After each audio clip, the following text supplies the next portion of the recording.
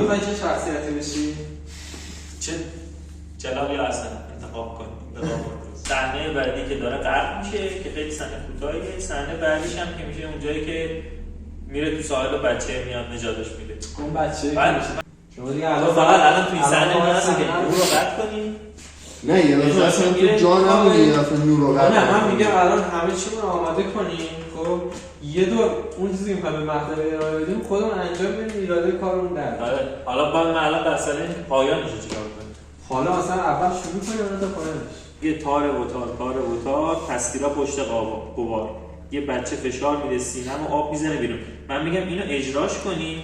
یعنی نگه توصیف نکنه که فشار میده سینه‌مو، فقط اجرا کنه بچه یا اینکه فقط بگه داره چیکار میکنه. راوی میگه که یعنی من عاملم، بعد جفتی میگن که بله خودتی عاملمون، میندازیم توی دریا، خودتو آماده بکن واسه شنا. بعد نور قطع میشه، راوی بعد راوی این پروژه واقعا سخته. برقه رو برم مثلا میشم اونجا، بعد اسپیکر دارم، این اسپیکر بلوتوثی هست خب برای صدا. اسپیکر رو بزنم اینجا، خودم با گوشی بشینم اونجا، اونجا صدا رو موزیک قطع اول. چه موزیکی میگن؟ موزیک بندری. دستاش همیشه بوده اخطار، عصبانی، پر فریاد. وایسا ببینم وقت باید اینو حفظش کنید یا حفظش میکنیم؟ آره. عصبانی بود و عزادار، سیاه بود از زخم، داد زد بیا تو اثر برق بره. تا تو داد زد بیا تو اثر، شما بیا تو اثر. حالا نور بیا. عصبانی پر فریاد، عصبانی بود و عزادار، سیاه بود از زخم، داد زد بیا تو اثر. برقا خاموش میشه، اسد میاد سر جاش قرار میگیره، برق قرمز روشن میشه با آهنگ تند. برید. به تو نگفته بودم که مغزت به با بل کردی که چی چاهت داری دریا رو چکار. گفتم بگی قلاب و بکش دستات کنار از تور، یادتی گفتم بگی دستات کنار، والله میذارم دستات کنار. جلال خلافم نگو، غلافم نکو، او چاپ کوچیکه، خواستم باشم، کفافم نبود. احمد داره زحمت. این برای شمایی که شیطانی خدا میشه ندید.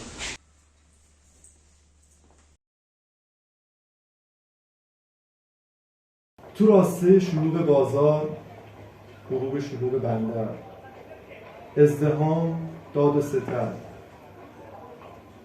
غرق عرق مردان یه سرزمین پر از رعشه و جنگ، تو عرصه تنگ از همدیگه یه تور صید جمعی، از اتصال محکم گره های فردی و شکار تومن گره های شرطت.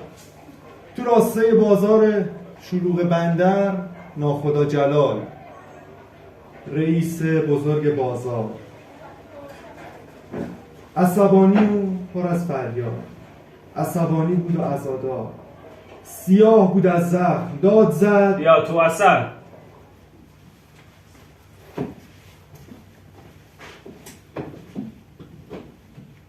به تو نگفته بودم که مرزاتو به پا بل کردی که چی چاهتو داری دریا رو چکار.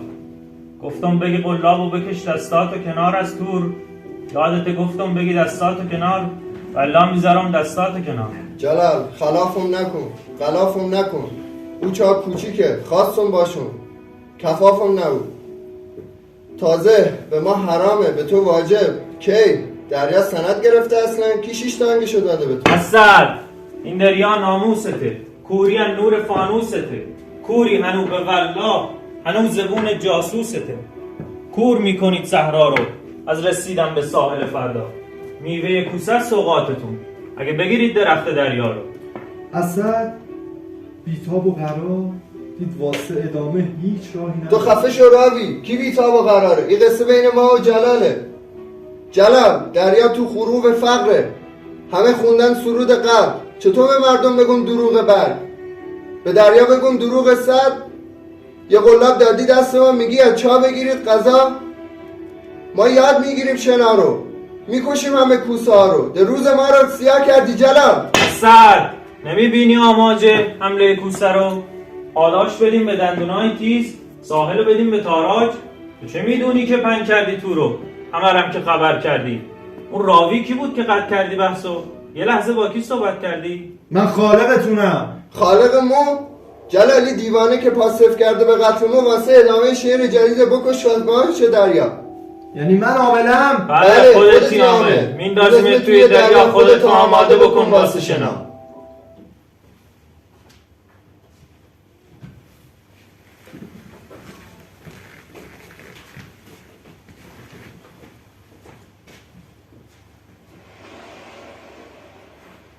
دست و پا میزنم تو این دریای بی ساحل،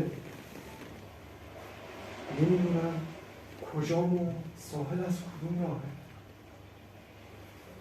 تاره و تار، تاره و تار، تاره و تار، یه بچه فشار میده سینم و آب از دهنم میزنه بیرون. بیتاب و قرار میگم تو کی هستی؟ میگه حساب. بعد میره کنار،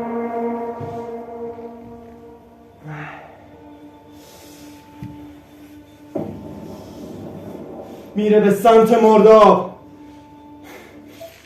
گیج میگم تو کی هستی؟ میگه حساب. من بچه اسدم. دست پدرم مون تو دست جلاد، کیفشو وا میکنه میگه نگاه کن، دستاش هنوزم همرامه، تنها دلیل نفسامه. پاشو میده به راه، میگم کجا؟ میگه مرداب. میرم دنبالش.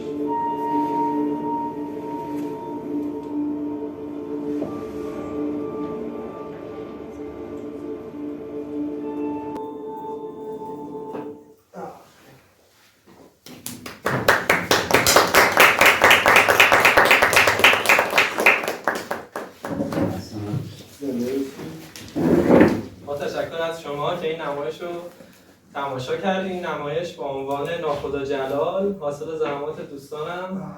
احمد رضا در نقش ناخدا جلال، امیر در نقش راوی و خدا، آرمین در نقش اسد و منم در نقش کارگردان و طراحی صحنه اون درسته. امیدوارم که نمایش لذت متن از یه آهنگی بود، آهنگ سورنا از متن اون آهنگ برگرفته شده. خیلی ممنون.